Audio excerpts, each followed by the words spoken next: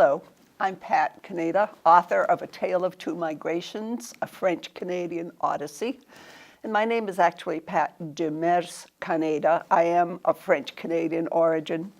And like many of you, if you are one of the 13 million people of French descent, you probably came from the 10,000 people who remained in French Canada at the time that the British took over. It's quite an amazing number of descendants. This would be part of your story. Otherwise, it's just part of the American mosaic. Now, we will continue our talk of founding mothers, because if there's any country that has to recognize its founding mothers, it is French Canada. That period lasted from 1663 to 1759, when the Canadian territory all the way down to Louisiana was owned by France. And that really ended with the Treaty of Paris with the British in 1763. But the battle on the Plains of Abraham, where both General Montcalm and Wolfe lost their lives in 1759, certainly precluded that ending. In the last video, we talked about four very important founding mothers. The first was Hélène Brûlé, whose dowry saved Champlain's little settlement, and without her, there would not have been a French Canada in those early days. And then there was Jeanne Mance, who was the co-founder of Montreal, and Marie Gouillard, who became Sister Marie de l'Incarnation, and then Marie Madeleine Chauvigny, who was Madame de la Peltrie. So we've already discussed these important women. By the way, if you recall, in the first video, we did talk about when Jeanne Mance sent Maisonneuve for funds from her benefactor in France. At that time, not only did he come back with money, but there was a program to recruit 154 men to come to the aid of Montreal. They were not soldiers. They would end up acting like soldiers because they had to defend the new settlement of Ville-Marie, which is what it was called at that time. And actually, of the 154 men that they recruited with the funds that Maisonneuve got, only 120 showed up. And they signed contracts for 3 years. But now we get to more founding mothers. On the ship with these men were 15 women who were called filles à marier, women to marry, or girls to marry. So they were the first recruited women who came before the great recruitment from Talon. Let me tell you a little bit about these women. Between 1634 and 1662, 262 young women from France, many under the age of 16, made the difficult voyage to the backwoods of Canada. These French women signed contracts willingly, for it was their best option. Some of them were orphans. Others came from families who couldn't afford a dowry. They were sponsored by their church, company associates, or merchants. And once they arrived, they married men sent under the scheme of the Company of 100 Associates. These men were tradesmen and laborers who were indentured. Having a wife would encourage them to stay. The Jesuits were hoping to recruit more people to come to French Canada, and they were not allowed to teach women. So one Jesuit wrote, "Are there not enough young women in France who'd wish to come to this country to gather up the blood of Jesus Christ by instructing these savage young Indian girls?" This plea even excited women among the aristocrats and those in the religious orders. Requests flooded the church. 6 Ursuline sisters were chosen to go, and they had come with Marie de l'Incarnation, which you heard about in our last video. Remember, she's the widow who sent her 11-year-old son to live with relatives and join the Ursuline order.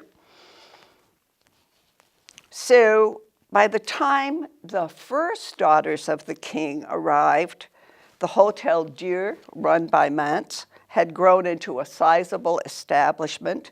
Funds raised by aristocratic women brought artisans from France who built an impressive building. By 1681, it was staffed by 26 sisters and 24 male and female domestics. Here is the story of the Fille du Roi, the brilliant idea of Jean Talon. The ratio of men to women in Nouvelle France was 10 to 1. This just wouldn't do. The colonies were growing, but French Canada was not.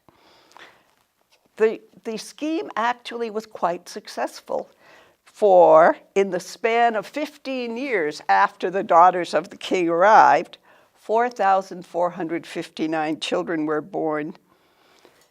And the last Fille du Roi bore a child 29 years later. Originally, 800 women were recruited to go to Nouvelle France. And why would they possibly accept? Well, because of poverty, because of a guaranteed marriage, a home of their own, a chance to raise a family, freedom. They would have a choice, whereas in France they had no choice. A way to escape Saltipierre Hospital, which was more of a prison. Choice of a mate, which they wouldn't have had in France, where most marriages were arranged. Upward mobility, a chance to marry a lord, a wealthy landowner in Canada. A dowry, but what were the disadvantages? The disadvantages were a very arduous journey and going to an unknown land. By the way, it might be of interest to you, 770 of them entered into marriages in Canada.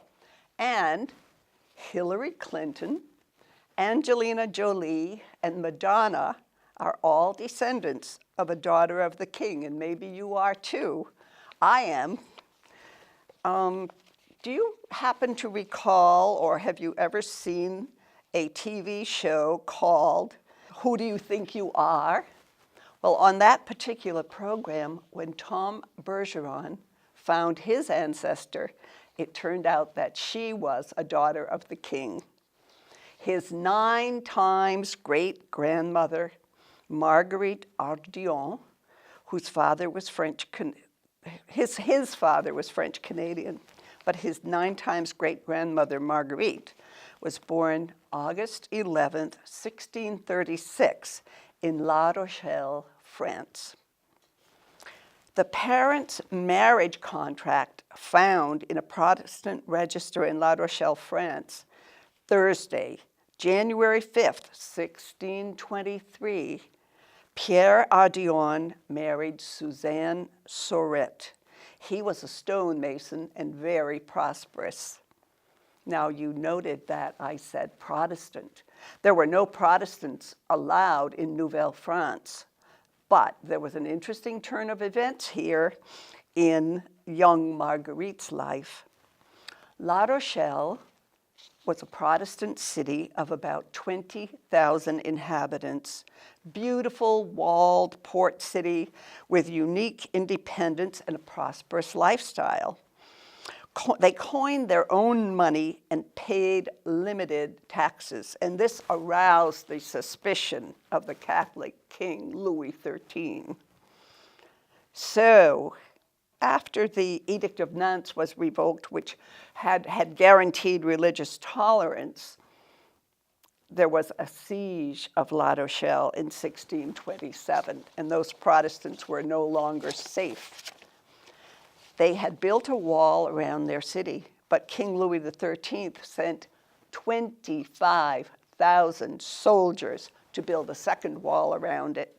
No access to the sea. The purpose was to starve them. Only 5,000 were left by 1628. Not a horse, a sheep, a goat, a dog, a cat, a rat, or a mouse was left. People were eating boots and even parchment. July 27, 1628, some tried to leave but were shot by soldiers. Many women were raped when they went out to the vineyards.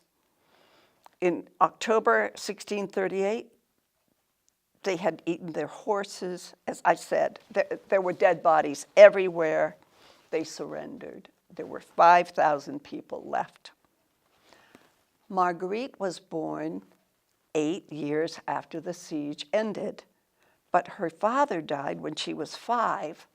Her mother was widowed and had to work, and she died in 1650. Marguerite is now an orphan at age 14. What is she to do? She became a Catholic on January 1st in 1659 at the age of 23. She married Laurent Baudet. January 12th, 11 days later, 1659, a shoemaker who was illiterate and a Catholic. In February, a few years later, 1662, a son was born, but she was widowed. And at that point, she signed on as a fille du roi, a daughter of the king. She arrived in Quebec in 1663, October, and at age 27, she married Jean Robion, who adopted her 16-month-old son, Laurent Baudet. They had 6 children. She died at the age of 43 when her children were 16, 14, 12, 10, 9, and 7. If you go to the Isle of Orleans, there is a monument there to the memory of the first inhabitants, by the way. So a little more about them.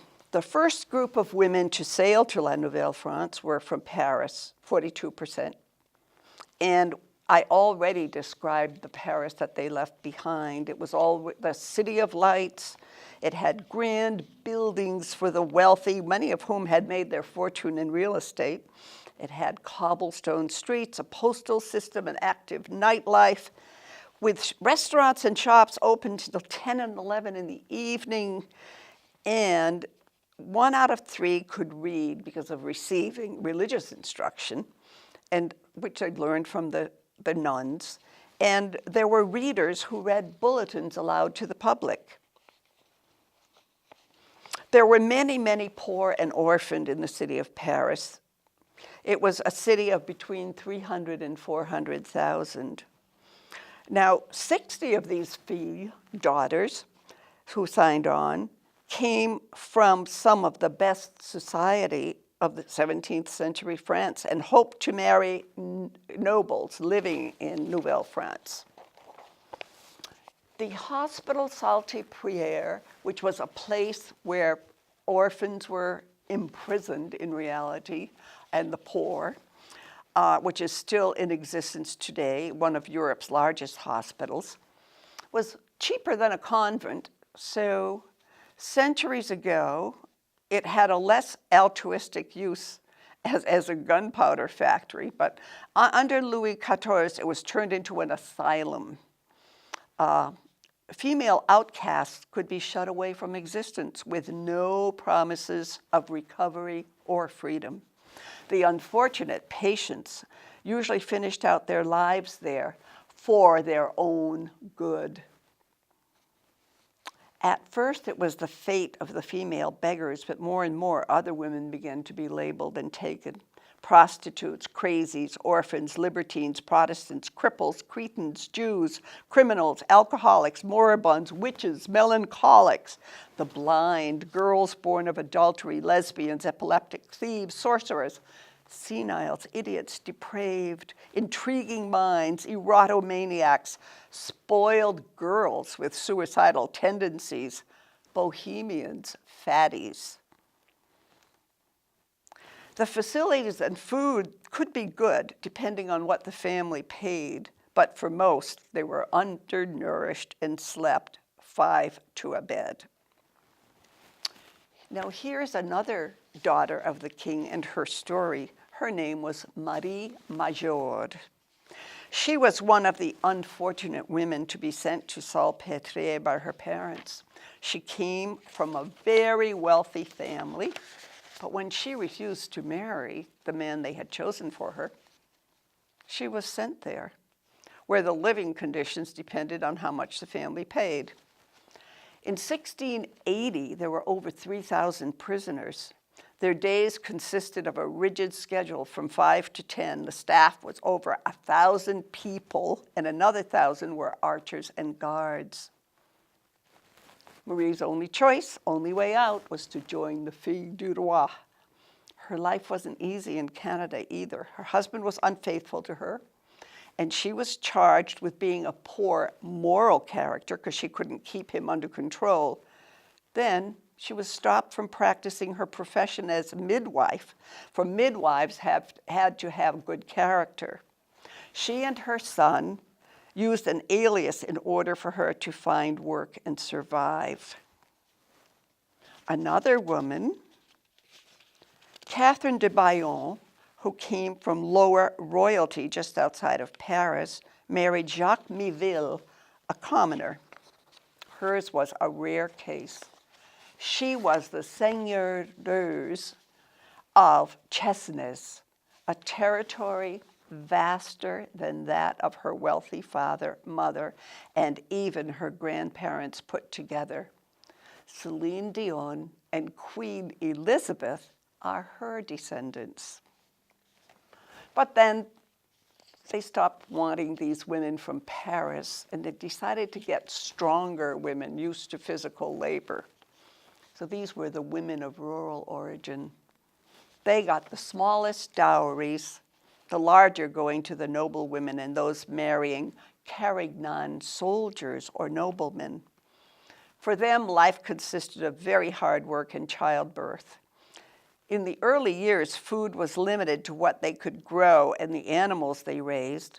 The forests were full of edible fruits and game, but they were at risk from the Native Americans until treaties were signed. They learned a lot about cultivation from them. They were dominated by their husbands, by the government, and by the church. Revenge of the cradle. Here was another plan for population. They were paid a stipend if they had more than 14 children. As their families grew, they grew into poverty, for the land wasn't able to sustain them. The religious women who came to convert the Native Americans often were very advantaged young women who'd chosen the religious life. And the nuns who were already there would prepare them for marriage and for life in this wilderness. The Hotel Dieu that we talked about earlier in Montreal was staffed by 26 religious sisters and 24 male and female domestics. Now, there were officers there because of the battles with the British and with the Indians, and they were called the Carignan soldiers. There were 1,200 soldiers, 80 officers. Often, they were young sons of noble families there to make their own fortunes.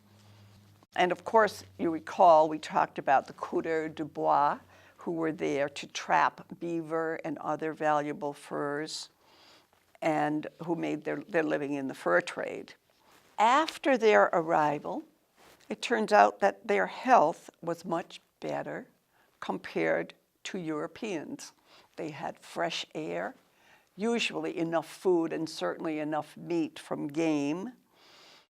And they avoided the major epidemics, plagues that occurred in Europe. And they had greater longevity than the women in Europe. Puerperal fever caused death in childbirth, and that there were a number of young women who did die of childbirth. So there were 770 women, 770 stories. A little bit more about them. 60 were from nobility, and they just didn't have the lineage and connections at court that were so highly valued in France in this era. Once in Canada, they'd be the most desirable and could make great leaps in social class. And one unusual situation is 3 sisters who came together. Françoise, Marie-Madeleine, and Marie Raclot, 3 sisters, and they each received dowries of over 1,000 pounds. Back in Paris, they left a father who breathed a sigh of relief, for their dowries assured them prestigious marriages. But perhaps they left behind a grieving mother. Imagine their goodbyes and the tears when these 3 beautiful girls with creamy white skin and long flowing blonde hair and rosy lips clung to their mom for the last moments. Marie was the first to marry on October 12th in 1671. She married Rainy Baudouin. Her sister married Nicolas Perrault on November 11th, and Françoise married Michael David on December 2nd. All young noblemen. Their average age was 24. All 3 couples settled in the village of Champlain, Quebec. They were lucky indeed, for few of the king's daughters had any relatives at all in the New World. One woman was less fortunate indeed. Her name was Anne Godby. She was married to Julien Tolo on October 7th, 1669. They settled in Lachine. But in 1684, her husband, Julien, shot and killed Roy Desjardins when he found them in bed together. Antoine was tried in Quebec, but allowed to return to Montreal. Anne was tried for adultery and banished from Montreal forever after her sentence was reduced from public flogging. And what of Roy's widow? This poor woman, Marie, who had come to Canada to escape prison in Paris when her family had her arrested for refusing an arranged marriage, was fined excessively. Her career as a midwife was ended, and she was treated as an outcast. Her son Pierre suffered the same disgrace even into adulthood because his mother had failed to keep her husband from the temptation of other women. Back to the group, the demoiselles, 3 groups, the demoiselles. One getting a 5,000-pound dowry would be a bride for a military officer, a seigneur, or a large landowner. Father might have died, or fortune lost, or youngest in a large family. Second group, daughters of artisans, sometimes youngest, again for whom there was no dowry, or one whose father had died or had been orphaned. Third, the orphans, which we mentioned, and others who'd been sent to Salpêtrière. The first group, as I said, were from Paris and Rouen, a city in Normandy. Later from Western France, from rural villages. When the women who received them in Quebec realized that they needed more strength, they started looking for the peasants in France. So who would be there to receive them when they got off those ships from France after that arduous, dangerous journey? The clergy, some prominent women who'd been in Quebec for several decades. It was a time of great religious fervor in France, and even the young people from aristocratic families had heeded the call, if we remember. They really wanted to convert the Indians, and it was very amusing that Native Americans brought their daughters to the sister school, but in fact, many of them brought daughters that they had kidnapped from other tribes. They weren't going to bring their daughters to strangers. And the Native Americans became very, very suspicious of the religious because when the Jesuits entered their homes, when they had contact with the Europeans, death followed. And the tribes were decimated.